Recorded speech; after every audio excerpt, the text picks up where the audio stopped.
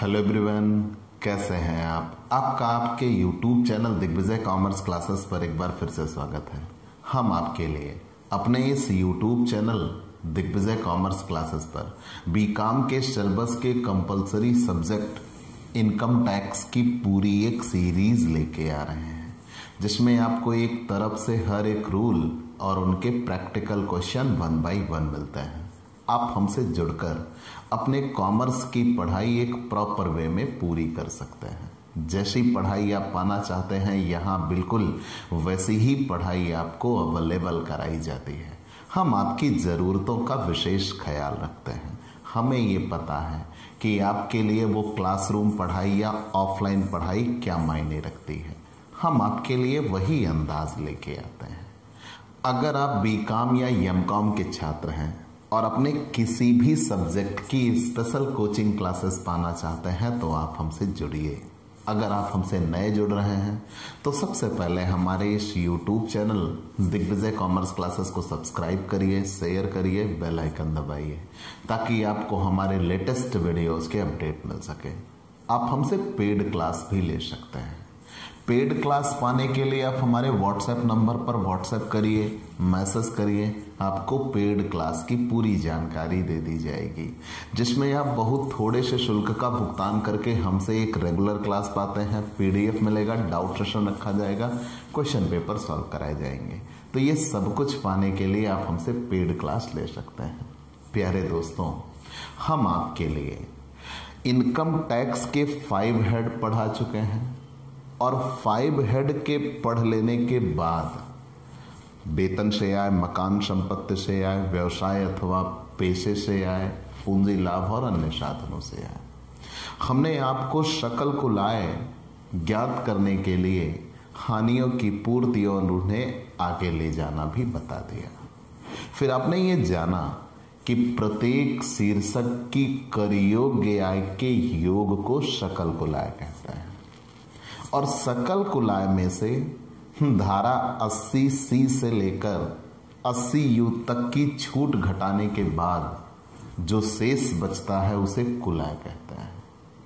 और ये 80C से 80U बहुत ही इंपॉर्टेंट है। आपने ये जाना कि प्रत्येक शीर्षक के कर योग्य आय के योग को सकल कुल आय कहते हैं और सकल कुल आय में से धारा 80C से 80U तक की छूट घटाने के बाद जो शेष बचता है उसे कुल आय कहते हैं।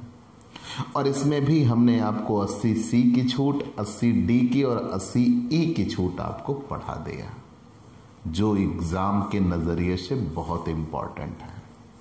और इन सब में सबसे इंपॉर्टेंट बनती है 80G। आज वो हम आपके लिए लेके आ रहे हैं, तो हम उसी क्लास को आगे बढ़ाएंगे।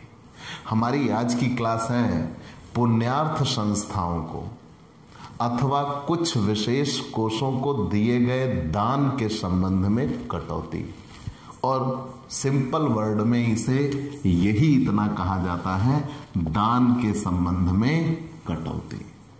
ठीक, चलिए वो अलग बात हो गई। हमने ये टॉपिक आपको बता दिया कि पुण्यार्थ संस्थाओं को अथवा कुछ विशेष कोषों को दिए गए दान के संबंध में कटौती। सबसे बड़ी बात, इस पाठ का नाम है कुल आय की गणना करने के लिए सकल कुल आय में से दी जाने वाली कटौतियां। तो सकल कुल आय में से जब कटौतियां घटाई जाती हैं, धारा 80C से लेकर 80U तक तो हैं, लेकिन ये 2 संबंधों में दी जाती हैं। 80C से लेकर 80G तक की जो छूट है वो भुगतान के संदर्भ में होती है कि हम कहीं किसी जगह किसी संबंध में कोई पेमेंट करते हैं तो ये छूट उसके लिए बनती है। और 80I से जितनी भी छूट हमें मिलेंगी 80U तक, वो हमारी आय के संदर्भ में होगी कि जब हमें आय होगी तब छूट बनेगी। तो हम ये कह सकते हैं भुगतान के संदर्भ में दी जाने वाली ये सबसे महत्वपूर्ण छूट होती है 80G। अगर हमने कहीं दान किया, याद रखिए ये शब्द हमारे जीवन से बहुत बड़ा जुड़ा हुआ है। हम आए दिन अपने जीवन में खुद दान करते हैं या दान करते हुए लोगों को देखते हैं। अब जैसे अभी के हालात ले लीजिए, कोरोना वायरस जैसी ये गंभीर विभीषिका है और लोगों ने इसमें बढ़ चढ़ के भागीदारी ली, लोगों ने दान किया और आगे भी करेंगे, ये श्योर है, ये हमारा नेचर रहा है, हम करते आए हैं। कुछ लोग बताते हैं, कुछ लोग बिना बताए दान करते हैं, तो क्या उन्हें छूट मिलेगी? मिलेगी तो कितनी मिलेगी? कैसे आप पकड़िएगा, कैसे आप जानिएगा? चलो ये ठीक है। अभी कुछ दिन पहले राम मंदिर की बात आई थी, वहां लोगों ने दान दिया, उसके संदर्भ में अगर छूट मिलेगी तो कितनी मिलेगी? क्या मिलनी चाहिए कि नहीं मिलनी चाहिए? आस पड़ोस में बहुत से लोगों को हम दान देते रहते हैं, भीख के रूप में देते रहते हैं, क्या उनकी छूट मिलनी चाहिए? ये सारी बातें आज आपको यहाँ क्लियर होंगी। तो मैंने ये कहा, प्रत्येक शीर्षक से होने वाली करयोग्य आय के योग को सकल कुलाय कहते हैं। सकल कुलाय में से धारा 80C से 80U तक की छूट घटाने के बाद जो शेष बचे उसे कुलाय कहते हैं। और 80C से 80U की जो छूट होती हैं वो दो संबंधों में दी जाती हैं। कुछ छूट भुगतान के संबंध में है और कुछ छूट आय के संबंध में है। तो भुगतान के संबंध में जो छूट हैं वो 80C से लेकर 80G तक है, जिसमें 80C, 80D, 80E इंपॉर्टेंट है। 80E के बाद अब हम आपको बताने वाले हैं 80G द मोस्ट इंपॉर्टेंट। तो चलिए 80G मैंने कहा पुण्यार्थ संस्थाओं को। पुण्यार्थ संस्थाएं कौन होती हैं? ये वे संस्थाएं होती हैं जो लाभ कमाने के उद्देश्य से नहीं बनाई गई होती, बल्कि इनका मूल उद्देश्य ही होता है दूसरों की सहायता करना, सेवा करना। तो जो पुण्यार्थ संस्थाएं या कुछ विशेष कोष को अगर हम दान देते हैं तो उस दान के संबंध में कटौती, धारा 80G। सबसे पहली चीज तो यहां यह है कि ये कटौती सभी करदाताओं को प्राप्त होती है। मतलब कोई भी करदाता, चाहे व्यक्ति हो, फर्म हो, हिंदू अविभाजित परिवार हो, कंपनी हो, व्यक्तियों का संघ, व्यक्तियों का समूह, कृत्रिम न्यायिक संस्था, स्थानीय सत्ता, कोई भी इस कटौती को पाने का अधिकारी होता है। दूसरी बात, दान के संबंध में कटौती स्वीकृत होने की कुछ अपनी शर्तें हैं कि ये कटौती आपको छूट तो मिल सकती है बशर्ते आप इन नियमों का पालन करिए, नहीं तो आप इसकी छूट नहीं पाएंगे। कौन से वो नियम है? मतलब ये सभी संदर्भों में, अभी हमने रूल नहीं पढ़ा, मैं आपको ये बता रहा हूं कि पुण्यार्थ संस्थाओं को जो दान हम करते हैं उस दान के संदर्भ में छूट की बात सभी करदाताओं को छूट मिलती है, किसी करदाता विशेष के लिए नहीं है। जैसे 80C की छूट केवल व्यक्ति या हिंदू अविभाजित परिवार के लिए है, लेकिन 80G की छूट सबके लिए है, सभी करदाताओं को छूट मिलती है। और यहां दान के संबंध में छूट तभी मिलेगी जब आप निम्न बातों का पालन करेंगे। कौन सी बातें? पहली, यह कटौती केवल ऐसे दान के संबंध में मिलेगी जो मुद्रा के रूप में दिए गए हों, वस्तु के रूप में नहीं। अगर आप दान मुद्रा के रूप में देते हैं तब आप 80G की छूट मांग सकते हैं, अन्यथा आप 80G की छूट नहीं मांग सकते। अगर आपने कपड़े, वस्तु, फल, फ्रूट, कुछ चीजों के रूप में आपने दान दिया तो आप 80G के अंतर्गत उसकी छूट नहीं मांग सकते। आप 80G के अंतर्गत छूट सिर्फ और सिर्फ उसकी मांग सकते हैं जो आपने दान के संदर्भ रूप नकद दिया होगा, उसी के संदर्भ में आप 80G की छूट मांग सकते हैं। तो जैसे अभी ऑक्सीजन सिलेंडर की बहुत बड़ी दिक्कत है भारत में, तो अगर कोई व्यक्ति ऑक्सीजन सिलेंडर अगर दान करता है तो उसकी छूट नहीं पाएगा, और अगर वो नकद पैसे देता है कि ऑक्सीजन सिलेंडर खरीद लीजिए तो तब यहां छूट बन सकती है। अब बनेगी कि नहीं बनेगी वो आगे रूल पढ़ेंगे, लेकिन मुद्दा यह है कि अगर हम किसी को नकद दान देते हैं तब छूट की बात की जाएगी 80G में। अगर हम वस्तु के रूप में दान देते हैं तब 80G के संदर्भ में छूट नहीं मिलेगी। दूसरी बात, यदि दान 2000 रुपए से अधिक का दिया जाए, ये बहुत बड़ा नियम आया है, तो वो 2000 रुपए से अधिक का दान फिर नकद नहीं होना चाहिए, वो डिमांड पे, cheque, draft, debit card, credit card आदि के जरिए ही होना चाहिए। आप ये सिंपली वर्ड में समझ लीजिए कि कैश पेमेंट नहीं होनी चाहिए, तभी छूट मिलेगी, नहीं तो छूट नहीं मिलेगी। और एक सबसे बड़ा नियम जोड़ा गया है, मैंने तुमको दान दिया, तो मेरे यहाँ बुक मेंटेन होनी चाहिए कि मैंने तुमको दान दिया है, और इनकम टैक्स वाले तुमसे भी पूछेंगे क्या तुमको दिग्विजय ने दान दिया है, और दोनों का टैली होगा। अगर दोनों की बातें टैली हो रही हैं तब छूट बनती है, नहीं तो छूट नहीं बनेगी। ये विशेष रूप से याद रखेगा। नहीं तो ऐसा कोई भी कहता फिरेगा मैंने फला व्यक्ति को इतना दान दिया, तो इनकम टैक्स वाले उससे भी पूछेंगे जिसको दान मिला, और उसकी पुस्तकें आपकी पुस्तकों का मिलान करेंगे। अगर बात बनती है तब छूट बनेगी, नहीं तो छूट नहीं बनेगी। ये SCG कहती है। तो पूरे रूल क्लियर हुए। रूल ये बनते हैं, मैंने ये बताया कि ये SCG की छूट किसी भी करदाता को प्राप्त होती है। और यहां विशेष बातें यह हैं कि ये छूट तभी मांगी जाएगी SCG की जब नकद दान दिया गया हो। और फिर आपने ये भी पढ़ा कि ये 2000 रुपए से अधिक अगर आप दान दे रहे हैं तो डिमांड पे, चेक, ड्राफ्ट, आप क्रेडिट कार्ड, डेबिट कार्ड आदि के जरिए पेमेंट करें। नहीं तो फिर अगर आपने कैश पेमेंट किया तो आप छूट नहीं पाइएगा। और सबसे बड़ी बात यहाँ विशेष रूप से हमने नियम ये बताया कि अगर आपने किसी को दान दिया तो आपकी पुस्तकें और जिसको दान दिया उसकी पुस्तकों का मिलान किया जाएगा, और दोनों अगर सेम बातें कह रहे हैं तभी छूट पाइएगा, नहीं तो नहीं पाइएगा। आगे बात बनती है, दान किसी विशेष जाति, किसी विशेष धर्म के हित के लिए ना हो।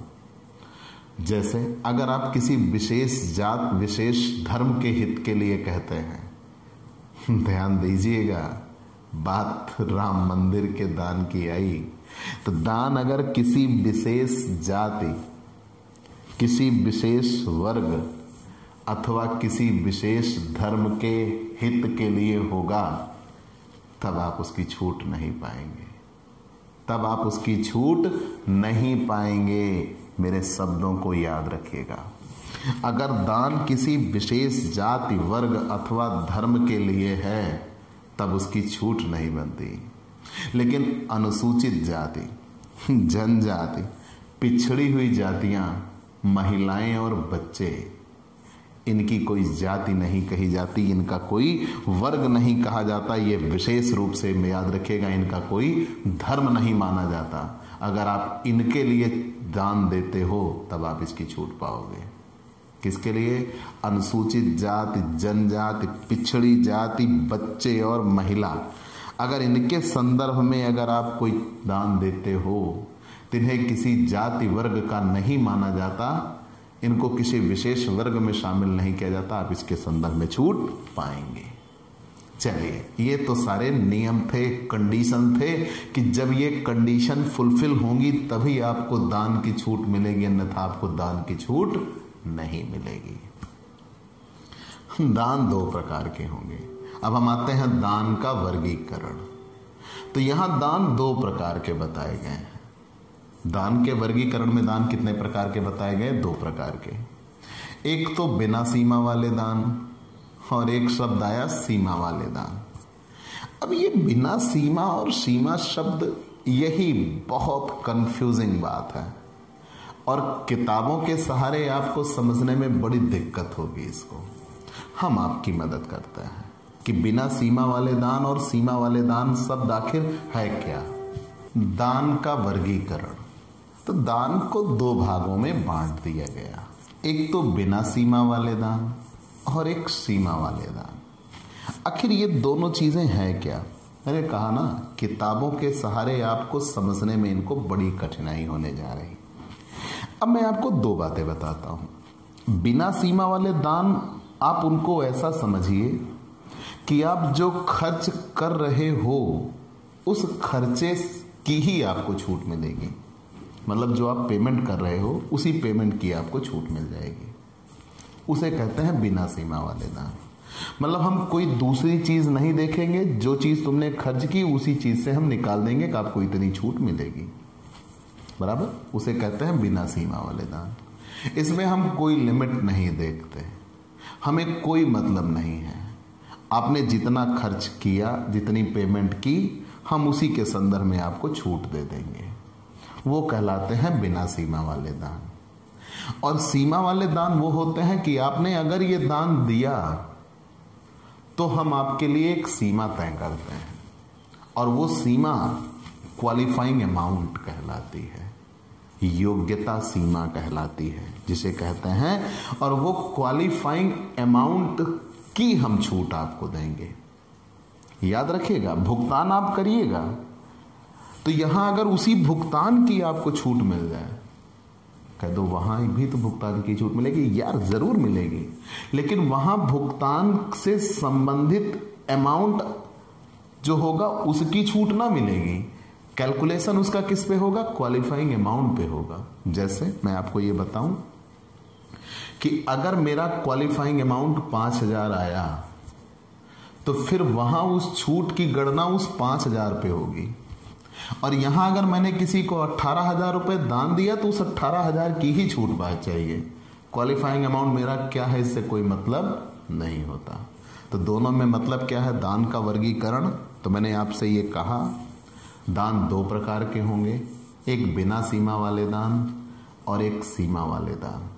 बिना सीमा वाले दान वे होते हैं जिनके संदर्भ में हम कोई योग्यता सीमा निर्धारित नहीं करते, कुछ भी निर्धारित नहीं होता। जो पैसा दान दिया गया है उसी दान की हमें छूट मिलती है। जो दान दिया गया है उसी दान की हमें छूट मिलती है, और पूरी छूट मिलेगी या आधी मिलेगी वो अलग फंडा हुआ, लेकिन उसके लिए हम कोई योग्यता सीमा निर्धारित नहीं करते।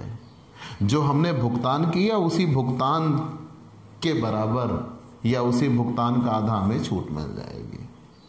ठीक, योग्यता सीमा से हमें कोई मतलब नहीं है कि योग्य है, नहीं है, कम योग्य है, ज्यादा योग्य है। जैसे यहां आप 10 लाख खर्च कर दो लेकिन आपकी योग्यता सीमा अगर 1 लाख आई तो आपको 1 लाख की छूट मिलेगी, और यहां आपने क्या है कि 10 लाख खर्च किया पूरे 10 लाख की छूट बनती है।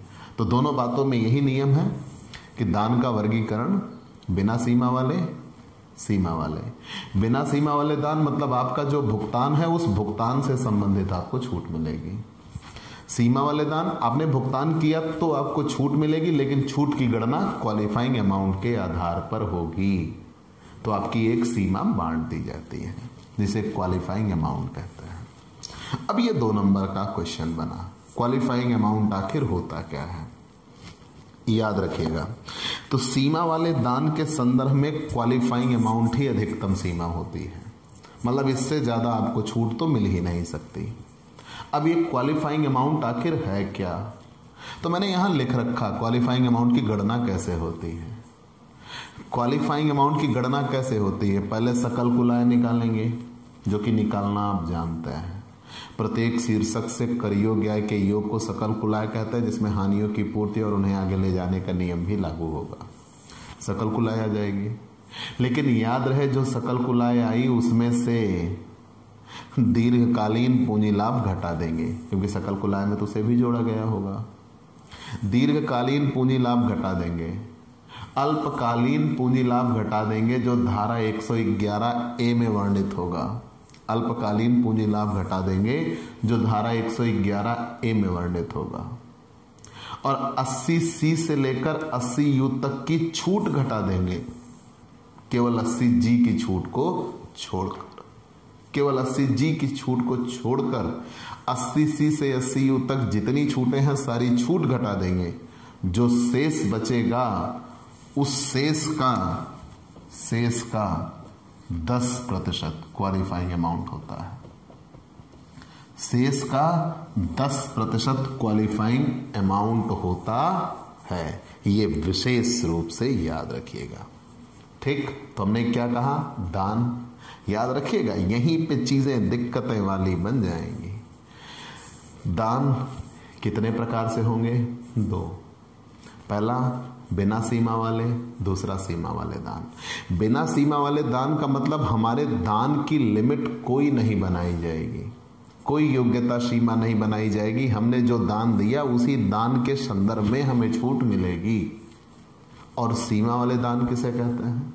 यहां एक योग्यता सीमा बनाई जाएगी, हमने दान कितना दिया है वो मायने नहीं रखता। हमने एक सीमा बनाई, उस सीमा के आधार पर हमें छूट मिलेगी, दान के आधार पर छूट नहीं मिलती। हमारी योग्यता सीमा कम आएगी तो कम छूट मिलेगी, ज्यादा आएगी तो ज्यादा मिलेगी। वहां दान से कोई मतलब नहीं होगा। दान चाहे आप 2 रुपए का ही क्यों ना किए हो, लेकिन यहां आप दान 2 करोड़ का किए हो तो पूरे की छूट मिल सकती है, याद रखिएगा। तो ये विशेष नियम, एक बिना सीमा वाले दान होते हैं और एक सीमा वाले दान होते हैं। तो बिना सीमा वाले दान में तो कोई एक्सक्यूज नहीं, कोई नियम नहीं, हम जान लेंगे बस कौन कौन से आते हैं। लेकिन जो सीमा वाले दान होते हैं, तो जब भी सीमा वाले दान होंगे सबसे पहले हमें क्या निकालना होगा, क्वालिफाइंग अमाउंट। यहां जो भुगतान किया जाएगा उसी भुगतान की छूट मिलेगी, और यहां जब भुगतान किया जाएगा तो एक क्वालिफाइंग अमाउंट निकाला जाएगा, उस क्वालिफाइंग अमाउंट्स के आधार पर छूट मिलेगी। तो क्वालिफाइंग अमाउंट होता क्या है, ये पेपर में पूछा हुआ क्वेश्चन है। क्वालिफाइंग अमाउंट, योग्यता सीमा, ठीक। तो क्वालिफाइंग अमाउंट सकल कुल आय में से, पहले सकल कुल आय निकालेंगे, सकल कुल आय में से लॉन्ग टर्म कैपिटल गेन घटा देंगे, शॉर्ट टर्म कैपिटल गेन घटा देंगे, बशर्ते वो 111A में वर्णित हो। धारा 80C से 80U तक की छूट घटा देंगे, केवल 80G की छूट नहीं घटाएंगे, ठीक। इतनी छूट घटा देने के बाद जो शेष बचा, उस शेष का 10% ही क्वालिफाइंग अमाउंट होता है। अब बात आई जो बिना सीमा वाले दान होते हैं, इसमें 2 ही छूट बनती है, या तो पूरी या तो आधी। मतलब कुछ दान ऐसे हैं जितने का हम दान करेंगे पूरे 100% की कटौती स्वीकृत है, मतलब पूरी छूट मिल जाएगी। और कुछ दान ऐसे हैं जिनके संदर्भ में हम जितना दान करेंगे उसकी केवल आधी छूट मिलेगी, 50% की ही कटौती स्वीकृत है। मतलब लिमिट नहीं है, लेकिन जो दान किया जाएगा उस दान का आधा ही स्वीकृत होगा। और यहां लिमिट यहां भी नहीं है, लेकिन जो दान हम करेंगे उस दान की पूरी छूट मिलेगी।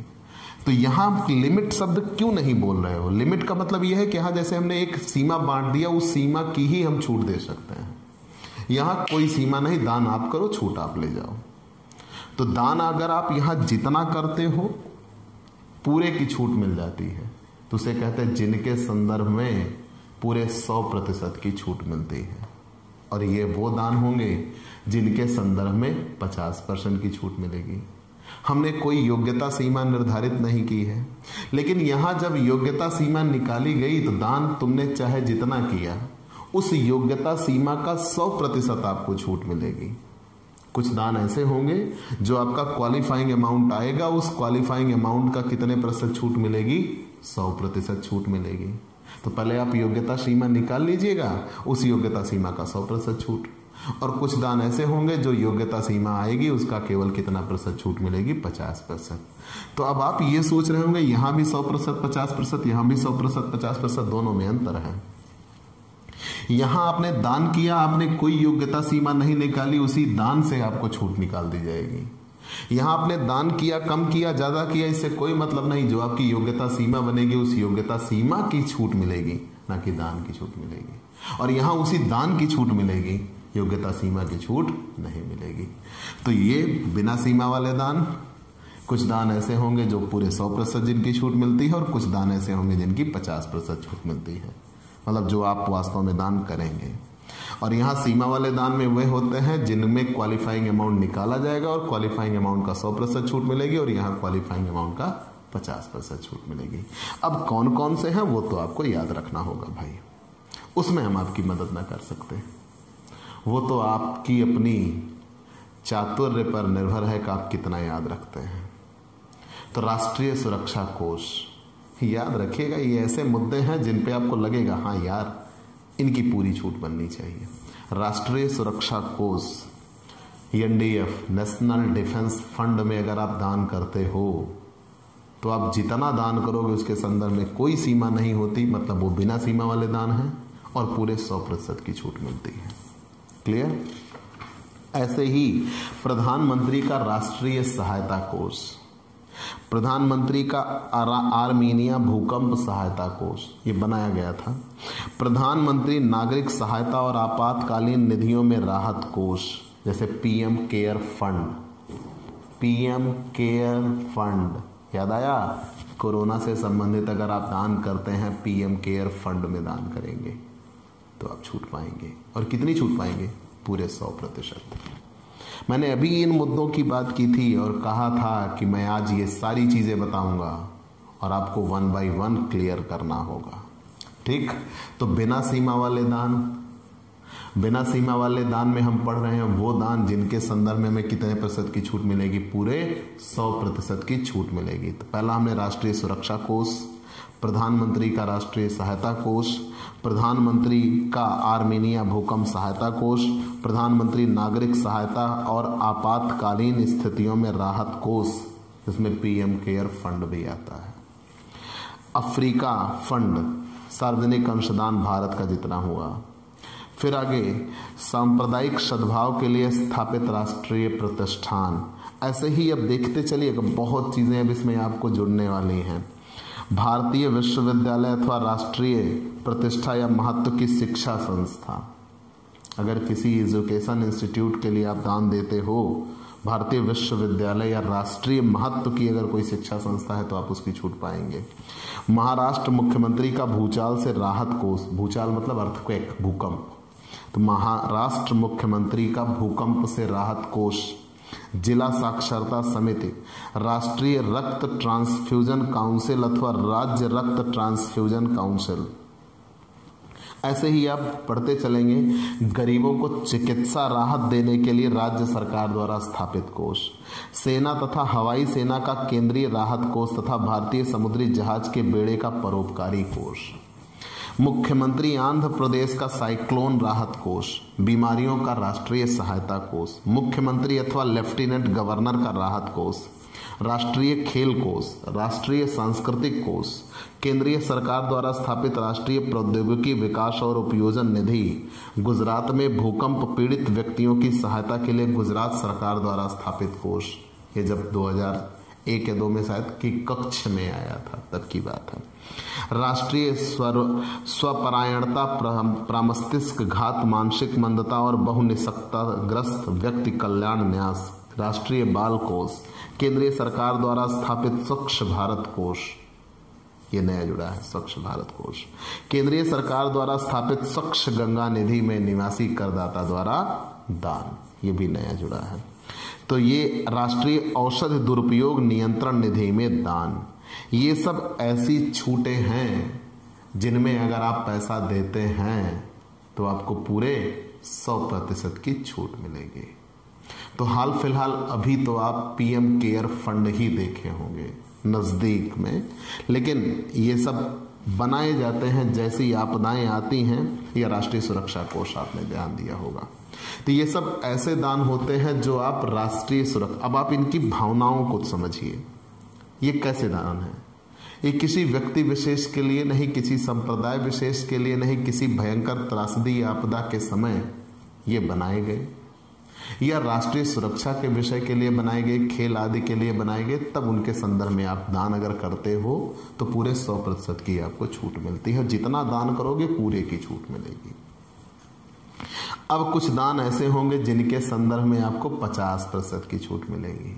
तो भैया कांग्रेसी लोगों, कितने कांग्रेसी प्रधानमंत्री हुए? पंडित जवाहरलाल नेहरू, इंदिरा गांधी, राजीव गांधी, राहुल गांधी हुए का? नहीं हुए, परेशान नहीं होइएगा। लेकिन याद रखिएगा, मैंने ये शब्द आपको इसलिए बोल दिया, आपको ये काम आ जाएगा। कैसे? जवाहरलाल नेहरू स्मृति कोष में अगर आपने पैसा दिया है तो जितना पैसा दिया उसका 50% आपको छूट मिलेगी।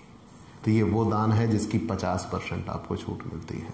दूसरा, प्रधानमंत्री का अकाल सहायता कोष, जो सूखा आदि पड़े, अकाल सहायता कोष प्रधानमंत्री का जो बनाया गया होता है, भाई कांग्रेसी प्रधानमंत्री ही थे, तो प्रधानमंत्री का अकाल सहायता कोष। तीसरा, इंदिरा गांधी स्मृति ट्रस्ट, और चौथा राजीव गांधी फाउंडेशन। अगर इन 4 जगहों पर आप पैसा जमा करते हो, राजीव गांधी फाउंडेशन, इंदिरा गांधी ट्रस्ट, प्रधानमंत्री का अकाल सहायता कोष और जवाहरलाल नेहरू स्मृति कोष, अगर इन 4 जगहों पर पैसा जमा करते हैं तो जितना जमा करते हैं उसके 50% की आपको छूट मिलती है। जितना जमा करते हैं उसके 50% की आपको छूट मिलती है। ये विशेष रूप से याद रखिएगा। तो मैंने आपको याद रखने के संदर्भ में ऐसा बता दिया कि यहाँ पे कैसी बातें बनी कि सब भैया कांग्रेसी प्रधानमंत्री जितने हुए उन्हीं का नाम था और प्रधानमंत्री अकाल सहायता कोष। अब बात कर लेते हैं सीमा वाले दान, जिस पे हम पहले क्वालिफाइंग अमाउंट निकालते हैं। तो सीमा वाले दान सरकार द्वारा स्थानीय सत्ता या अनुमोदित संस्था या संघ को परिवार नियोजन प्रोत्साहन हेतु दान। तो अगर परिवार नियोजन प्रोत्साहन हेतु दान अगर दिया गया तो पहले क्वालिफाइंग अमाउंट निकाला जाएगा और उस क्वालिफाइंग अमाउंट का 100% छूट मिलेगी। यहां दान का 100% छूट मिलती है, दान का 50% छूट मिलती है, यहां क्वालिफाइंग अमाउंट का 100% छूट मिलती है। ठीक, दान चाहे जितना हुआ हो, क्वालिफाइंग अमाउंट का 100% छूट मिलेगी।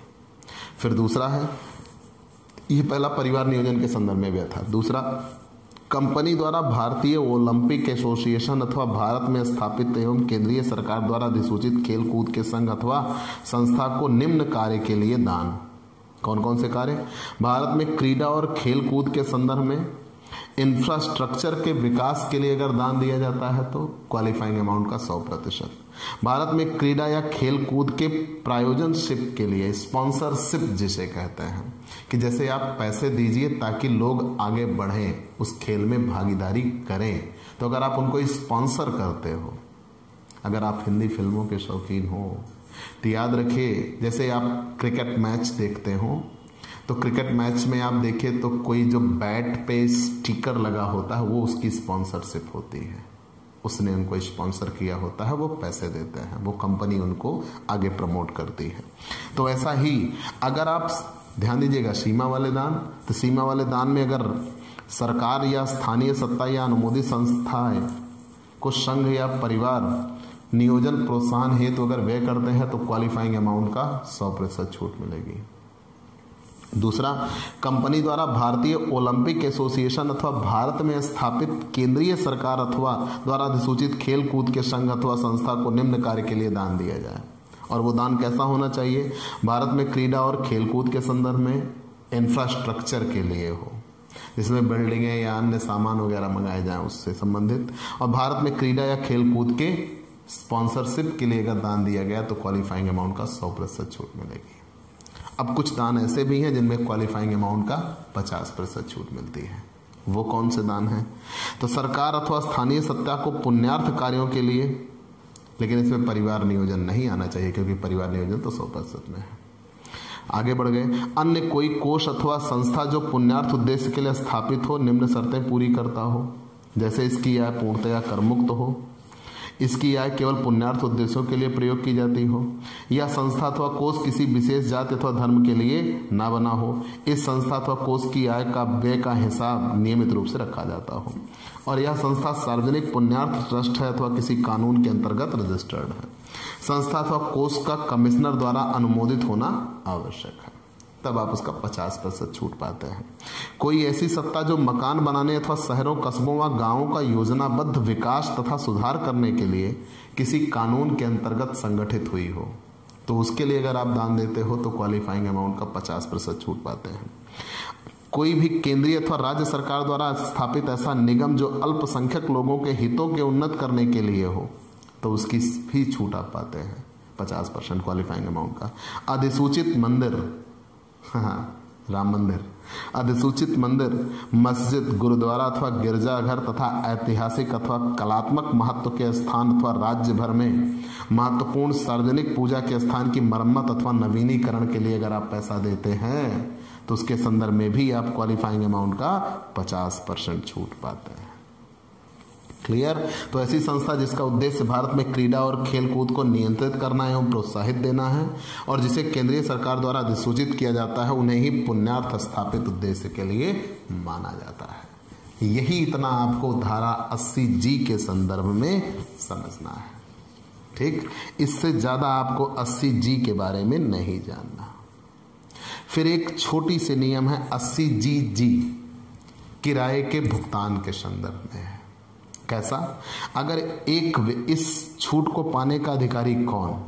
एक व्यक्ति जो गैर वेतन भोगी करदाता है, जिसको वेतन नहीं मिलता, अथवा वेतन पाने वाला ऐसा व्यक्ति करदाता जो किराए के मकान में रहता है और जिसे अपने नियोक्ता से मकान किराया भत्ता नहीं मिलता, लेकिन अपने रहने के मकान के संबंध में किराया चुकाता है, तब वो छूट पाएगा। मतलब आप ऐसा कहिए कि कोई ऐसा व्यक्ति जो किराए के मकान में रहता है लेकिन वो कहीं नौकरी नहीं करता। अब आप ऐसा क्यों करें? क्योंकि जो नौकरी करता है उसके लिए रहने के मकान के किराए आदि की व्यवस्था उसका मालिक कर देता है। तो हम सैलरी में पढ़े थे, तो अगर नौकरी ही नहीं है तो भैया खुद व्यवस्था करो।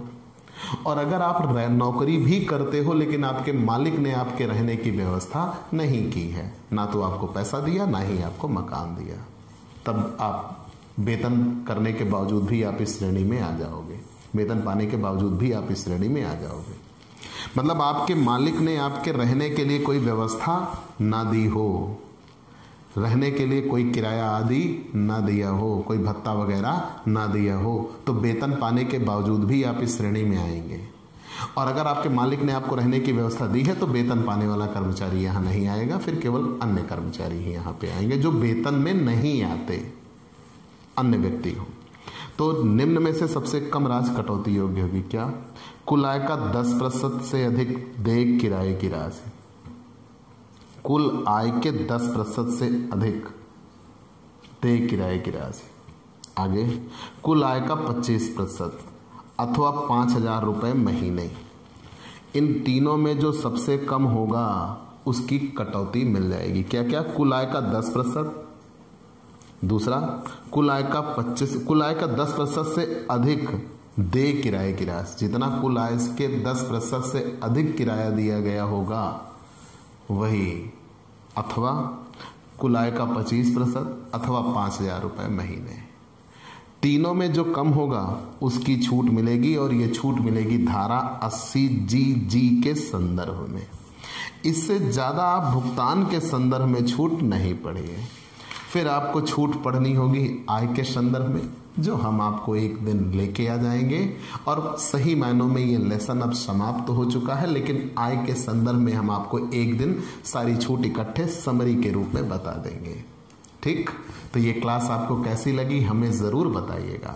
आपके लाइक और कमेंट का इंतज़ार रहेगा। आप हमसे पेड क्लास भी ले सकते हैं।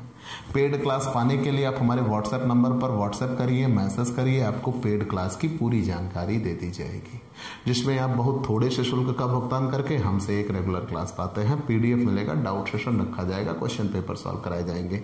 तो ये सब कुछ पाने के लिए आप हमसे पेड क्लास ले सकते हैं। और स्पेशली अगर आप हमसे नए जुड़े हैं तो सबसे पहले हमारे इस YouTube channel Digvijay commerce classes को सब्सक्राइब करिए, शेयर करिए, बेल आइकन दबाइए, ताकि आपको हमारे लेटेस्ट वीडियोज के अपडेट मिल सकें। तो आज की क्लास में इतना ही। अगले दिन नए टॉपिक के साथ फिर से मुलाकात होगी। चलते हैं दोस्तों, बाय बाय दोस्तों।